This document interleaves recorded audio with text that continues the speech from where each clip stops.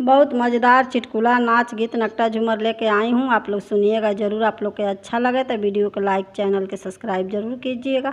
आप लोग के दिल से धन्यवाद।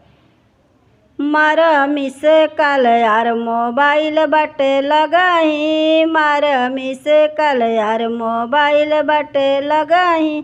सास ससुर के डर नहीं के तही, सास ससुर के डर नहीं के तही।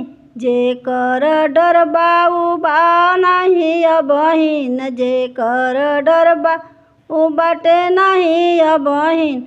मारा मिसे कल यार मोबाइल बटे लगाही, मारा मिसे कल यार मोबाइल बटे लगाही, मारा मिसे कल यार मोबाइल बटे लगाही।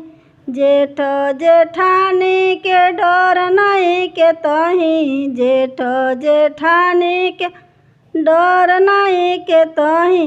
जे कर डर बाऊ बटे नहीं अबहिन, जे कर डर बाऊ बटे नहीं अबहिन। मारा मिसे कल यार मोबाइल बटे लगाही, मारा मिसे कल यार मोबाइल बटे लगाही, मारा मिसे कल यार मोबाइल बटे लगाही।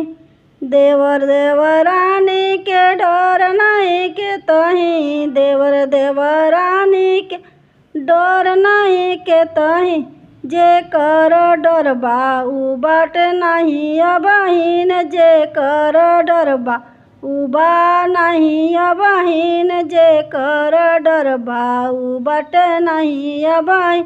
मारा मिसे कल यार मोबाइल बटे लगाही, मारा मिसे कल यार मोबाइल बटे लगाही, मारा मिसे कल यार मोबाइल बटे लगाही।